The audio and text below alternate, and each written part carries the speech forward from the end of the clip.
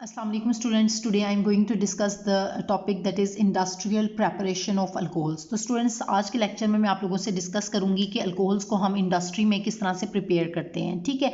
तो सबसे पहले जो है मैं आप लोगों से जो आज के लेक्चर में डिस्कस करूंगी मैथनॉल के बारे में कि मैथनॉल को हम जो है वो इंडस्ट्रियल स्केल पे या इंडस्ट्रियल लेवल पे जो है इंडस्ट्रीज में हम जो मैथनॉल है हम उसको किस तरह से प्रिपेयर करते हैं। तो सबसे पहले स्टूडेंट्स क्या है कि हम इसको प्रिपेयर करते हैं फ्रॉम वाटर गैस से हम इसको प्रिपेयर करते हैं। वाटर गैस क्या होती है, तो आप ये रिएक्शन के थ्रू भी देख सकते हैं कि जो आपके पास CO है, कार्बन मोनोऑक्साइड, इसको जब हम हाइड्रोजन के साथ कंबाइन करते हैं, ये जब हाइड्रोजन के साथ रिएक्ट करती है दोनों ये इकट्ठी, इसको हम क्या बोलते हैं CO प्लस H2, तो इसको हम बोलते हैं वाटर गैस। क्या बोलते हैं हम इसको? Water gas. तो होप सो कि ये बात क्लियर होगी स्टूडेंट्स आपको कि वाटर गैस क्या होती है। तो अब वाटर गैस का सेकंड नेम स्टूडेंट्स अक्सर इसको हम बोलते हैं सिंथेसिस गैस। अक्सर लिखा होता है, कहीं बुक्स पर लिखा होता है सिंथेसिस गैस, या इसको शॉर्ट फॉर्म में लिखा होता है सिन गैस, ठीक है। सिन गैस भी बोला जाता है, ठीक है। सिंथेसिस से लिया गया है SYN, सिन गैस भी इसको बोला जाता है। तो ये एक ही नाम, एक ही जो है वो जो है कंपाउंड का नेम ही है। कंपाउंड तो नहीं आप कहेंगे, वाटर गैस है जैसे, तो ये वाटर गैस का ही सेकंड नेम हम ले रहे हैं, सिंथेसिस गैस या सिन गैस। तो इनमें से कोई भी नाम दिया जाए तो इसका मतलब क्या है कि वो वाटर गैस की ही बात कर रहे हैं, ठीक है। तो अब स्टूडेंट्स ये जो वाटर गैस है इसके थ्रू हम क्या करेंगे, मैथनॉल की प्रेपरेशन करेंगे और इंडस्ट्रियल स्केल पे जो है हम इसको प्रिपेयर करते हैं वाटर गैस से। तो आप इसको रिएक्शन के थ्रू भी देख सकते हैं कि जो वाटर गैस है इसको हम क्या करते हैं, हीट करते हैं। इसमें zinc oxide and chromium oxide जो है वो एज ए कैटलिस्ट यूज़ होते हैं, और इसके लिए जो कंडीशंस रिक्वायर्ड होती हैं, ये 3 तरह की कंडीशंस आपने याद रखनी है कि जो इसमें रिक्वायर्ड होती हैं इसके लिए मिथाइल अल्कोहल की प्रेपरेशन में। तो आपको मिथाइल अल्कोहल या मैथनॉल जो है वो किस तरह से ऑब्टेन होता है कि इसमें फर्स्ट कंडीशन जो कैटलिस्ट है वो क्या होता है, zinc oxide and chromium oxide as a catalyst use होता है।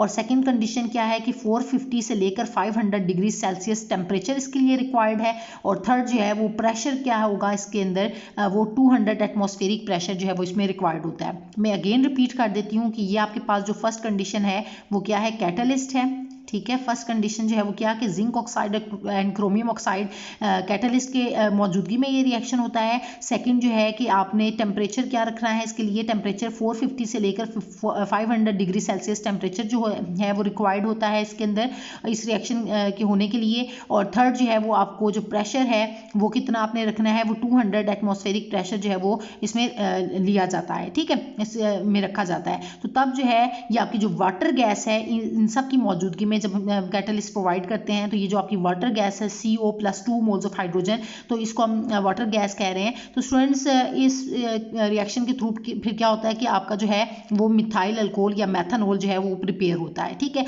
हम इसको रिएक्शन को बैलेंस भी कर लेते हैं कि आप देखें जो कि अभी बैलेंस्ड फॉर्म में है। अब आप देख भी सकते हैं कि यहाँ पर एक कार्बन है, तो मिथाइल अल्कोहल या मैथनॉल में भी एक कार्बन है, ठीक है। और हाइड्रोजन को आप देखें तो यहाँ पर कितने हाइड्रोजन है, 2 2 4, तो यहाँ पर 3 हाइड्रोजन और एक यहाँ पर आ गया हाइड्रोजन, तो ये 4 हाइड्रोजन बैलेंस्ड है। और ऑक्सीजन एक ही है, तो यहाँ पर भी ऑक्सीजन एक है। तो आपने देखा कि वाटर गैस जो है वो किस में कन्वर्ट हो जाती है, मैथनॉल में या मिथाइल अल्कोहल में। तो होप्स सो कि स्टूडेंट्स ये जो इसका मेन रिएक्शन है जो कि इंडस्ट्रियल स्केल पे होता है, तो ये अब आपको क्लियर हो गया है जो इसका मेन रिएक्शन है कि वाटर गैस के थ्रू जो है हम मिथाइल अल्कोहल को प्रिपेयर करते हैं। कैसे प्रिपेयर करते हैं कि हम जो है वो वाटर गैस जो है उसको पास करते हैं over heated zinc and chromium oxide at 450 to 500 degree Celsius temperature under 200 atmospheric pressure, तो हमें जो है वो मिथाइल अल्कोहल ऑब्टेन होता है। तो ये तो स्टूडेंट्स हमने जो है सिर्फ अभी इसका रिएक्शन देखा। अब इसके थ्रू जो है हम एक ये डायग्राम आपको नजर आ रही है, ये फ्लो शीट डायग्राम है students for the manufacturing of methanol, ठीक है। तो ये साथ में मेंशन भी किया गया है कि फ्लो शीट डायग्राम है for the manufacturing of methanol. ये मैं अब आप लोगों से डिस्कस करने जा रही हूँ डायग्रामेटिकली कि डायग्राम के थ्रू जो है हम इसको किस तरह से देखते हैं। तो स्टूडेंट्स आपके पास ये सबसे पहले क्या है, आपके पास CO प्लस H2, मैंने आपको बताया कि यहाँ पर रिएक्शन को बैलेंस करने के लिए हमने 2H2 लगाया हुआ है, ठीक है।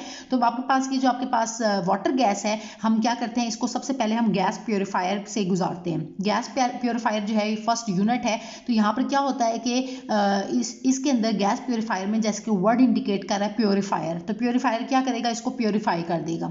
तो ये आपके जो पास वाटर गैस है तो ये प्योरीफाइड फॉर्म में आ जाएगी जब हम इसको गैस प्योरीफायर यूनिट से गुजारेंगे। अब जब प्योरीफाइड में आएगी तो फिर हमारे पास ये सेकेंड जो यूनिट है वो कहाँ पर चली जाएगी, कंप्रेसर में जाएगी। कंप्रेसर में ये क्या होगी, गैस कंप्रेस होगी, और कंप्रेस होने के बाद जो है थर्ड स्टेज में जो है ये किस जगह पर जाएगी, कैटलिस्ट टॉवर।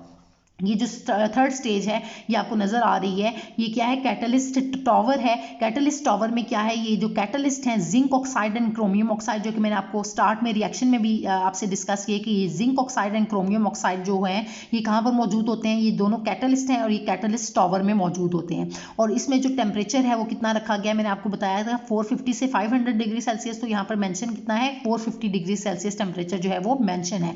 तो कैटलिस्ट टॉवर में से स्टूडेंट्स फिर हम इसको पास आउट करवाएंगे, और फिर उसके बाद जो है ये फोर्थ यूनिट जो है दैट इज कंडेंसर, उसमें से ये पास करेगा। ठीक है, जब कंडेंसर से पास करेगा तो कंडेंसर में क्या होगा कि कंडेंसर का रोल क्या होता है स्टूडेंट्स, पहले तो आपने ये अंडरस्टैंड करना है कि कंडेंसर का क्या रोल है। तो स्टूडेंट्स कंडेंसर क्या होता है, कंडेंस करता है। किस चीज़ को कंडेंस करेगा, कि जो आपके पास गैस आएगी तो कंडेंसर क्या करता है, गैस को लिक्विड में कन्वर्ट करता है। ये बात मैं यहाँ पर लिख भी देती हूँ कि कंडेंसर जो है इसका क्या रोल है, कि इसने क्या करना है, गैस से उसको लिक्विड में कन्वर्ट कर देना है। तो आपने देखा है ना कि हम कहते हैं कि जब गैस स्टेट से, ये गैसियस स्टेट से जब कोई भी कंपाउंड जो है वो लिक्विड स्टेट में जाएगा तो हम उसको क्या कहते हैं कि वो जो है वो कंडेंस हो गया। जैसे कि अक्सर आपने देखा हुआ है स्टूडेंट्स कि जब आप प्रेशर कुकर जो है उसमें आपने देखा है कि जब हमारा खाना बन रहा होता है तो मॉलिक्यूल्स होते हैं वो गैस के मॉलिक्यूल्स ऊपर की तरफ जाते हैं, बुखारात बन के उड़ के ऊपर जाते हैं, और जब उनको एस्केप होने का चांस नहीं मिलता तो वो दोबारा से लिक्विड की फॉर्म में बन के कंडेंस होके दोबारा से नीचे आ जाते हैं। ठीक है, तो ये सारा प्रोसेस जो है वो कंडेंसर के थ्रू जो है वो हो रहा होता है। तो कंडेंसर के थ्रू आपको पता चला कि क्या होता है कि आपका जो गैस है वो किस में कन्वर्ट हो जाती है, लिक्विड फॉर्म में आ जाती है। ठीक है, तो अब आप देखें कि वो आपकी जो गैस थी जो कि वाटर गैस थी वो किस में कन्वर्ट होने जा रही है, ऐसा ऐसा वो लिक्विड में कन्वर्ट हो रही है। कंडेंसर ने अपना रोल प्ले किया और उसको कंडेंसर जो यूनिट है इसमें क्या होगा, कंडेंसर में, कि वो गैस जो है वो लिक्विड फॉर्म में कन्वर्ट हो जाएगी। ठीक है, और फिर आपको जो क्या है नेक्स्ट आपको लास्ट स्टेज में क्या मिलेगा, मैथनॉल यानी कि मिथाइल अल्कोहल जो है वो आपको ऑब्टेन हो जाएगा, और आप इसको जो है वो सेपरेट आउट कर लेंगे, निकाल लेंगे। ठीक है, लेकिन स्टूडेंट्स इस स्टेज में एक और पॉइंट जो है वो क्लियर डिस्कस करने वाली बात वो ये है कि अगर आपको मिथाइल अल्कोहल जो है वो कुछ ऐसा हो जाता है कि कभी कभार जो है वो CO एंड H2 जो है यानी कि आपके पास जो वाटर गैस है उसमें से कुछ जो गैस है वो अनरिएक्टिव रह जाती है। ठीक है, अनरिएक्टेड जो है वो इसके अंदर कुछ अमाउंट जो है वो रह जाती है, तो वो अनरिएक्टेड जो है वाटर गैस हम उसको क्या करते हैं, दोबारा से पास आउट करवाते हैं रीसर्कुलेशन पंप में। रीसर्कुलेशन पंप में वो क्या करेगा, इसको दोबारा से जो है वो क्या करेगा, दोबारा से भेजेगा किधर, ये अनरिएक्टेड जो आपके पास वाटर गैस होगी उसको दोबारा से भेज देगा कंप्रेसर में। अब आप देख भी सकते हैं ये फ्लोशीट डायग्राम के थ्रू के दोबारा से ये पास आउट करेगी सर्कुलेशन पंप से बैक किधर जाएगी, ये कंप्रेसर में जाएगी। कंप्रेसर फिर इसको कंप्रेस करेगा और अगेन फिर इसको कैटलिस्ट टॉवर से पास करवाएगा, और फिर जो है ये कंडेंसर से पास करेगी, लिक्विड फॉर्म में आएगी, और फिर हम अगर वो जो है वो फुली की फुली रिएक्ट कर गई है तो यानी कि मेथनॉल की फॉर्म में आ गई है तो हम उसको सेपरेट आउट कर लेंगे। तो होप सो कि स्टूडेंट्स इस तरह से ये होल आपको जो फ्लो शीट डायग्राम है for the manufacturing of methanol ये आपको क्लियर हो गई है। मैं एक दफ़ा रिपीट कर देती हूँ कि सबसे पहले स्टूडेंट्स क्या होता है कि आप जो वाटर गैस है उसको गैस प्योरीफायर से गुजारते हैं, उधर वहाँ पर जो है ये प्योरीफाइड हो जाती है, फिर हम इसको कंप्रेसर से पास आउट करवाते हैं। कंप्रेसर में क्या होता है, इसको कंप्रेस किया जाता है। ठीक है, उसके बाद जो है हम थर्ड स्टेज में हम इसको कैटलिस्ट टॉवर से गुजारते हैं। कैटलिस्ट टॉवर में ये कैटलिस्ट जो है वो कैटलिस्ट इसको दिया जाता है यानी कि जिंक ऑक्साइड और क्रोमियम ऑक्साइड की मौजूदगी में, और 450 डिग्री सेल्सियस टेम्परेचर और 200 एटमॉस्फेरिक प्रेशर से जो है वो इसको गुजारा जाता है। और उसमें जो है वो नेक्स्ट जो है वो कंडेंसर का क्या रोल था कि कंडेंस करती है, ये इसको गैस से लिक्विड में कन्वर्ट करती है, और फिर आपको जो है फाइनली मैथनॉल मिल जाता है। और अगर वो उसमें कुछ अनरिएक्टेड जो है अगर अगर आपके पास वाटर गैस मौजूद है तो वो फिर उसको दोबारा से रिसर्कुलेशन पंप के थ्रू भेजा जाता है किधर, कंप्रेसर में। और कंप्रेसर का क्या रोल है कि उसको उस पर प्रेशर लगा के, यानी कि 200 एटमॉस्फेरिक प्रेशर लगा के उसको कंप्रेस करेगा और फिर दोबारा से कैटलिस्ट टॉवर में भेजेगा। तो इस तरह से ये प्रोसेस जो है वो चलता रहेगा, चलता जाएगा और आपके पास जो है वो मैथनॉल जो है वो बनती जाएगी और जो है वो वाटर गैस है, आप मैथनॉल को इस तरह से प्रिपेयर करेंगे। तो होप सो के स्टूडेंट्स आपको जो ये टॉपिक है इंडस्ट्रियल प्रेपरेशन ऑफ अल्कोहल्स, ये मैथनॉल की प्रेपरेशन जो कि आज के लेक्चर में मैंने आप लोगों से डिस्कस करनी थी, तो आपको इसका रिएक्शन एज वेल एज उसकी जो फ्लो शीट डायग्राम है वो भी क्लियर हो गई है। और इससे रिलेटेड स्टूडेंट्स कुछ 3 से 4 पॉइंट्स हैं वो भी मैं आप लोगों से मज़ीद डिस्कस कर लेती हूँ ताकि आप लोगों को इस टॉपिक को अंडरस्टैंड करने में और ज़्यादा आसानी हो। तो स्टूडेंट्स ये 3 से 4 पॉइंट्स हैं जो कि मैं ऑलरेडी आप लोगों से डिस्कस तो कर चुकी हूँ, लेकिन ये पॉइंट फॉर्म में यहाँ पर मेंशन थे तो मैंने कहा कि आप लोगों से ये भी डिस्कस कर लेती हूँ। तो अब यहाँ पर आप देख रहे हैं कि in this process a mixture of CO and H2 is purified. इसमें क्या होता है, सबसे पहले ये जो मिक्सचर है इनकी वाटर गैस जो है CO एंड H2, इनको जब हम इकट्ठा बोलते हैं तो हम इस मिक्सचर को क्या बोलेंगे, वाटर गैस बोलेंगे। इसको हम प्योरीफाई करते हैं, फिर कंप्रेस करते हैं under a pressure of 200 atmosphere. तो कंप्रेसर में क्या होता है रोल कंप्रेसर का कि इसको कंप्रेस करता है, यानी कि उस पर प्रेशर लगता है, ठीक है, 200 एटमॉस्फेरिक प्रेशर लगेगा और फिर जो है वो then they are taken to the reaction chamber में जाएगा, कॉइल्ड पाइप्स, जहाँ पर कैटलिस्ट जो है वेयर कैटलिस्ट इज हीटेड, वहाँ पर इसको हीट अप करेंगे अप टू 450 से लेकर 500 डिग्री सेल्सियस टेम्परेचर प्रोवाइड किया जाएगा, ठीक हो गया।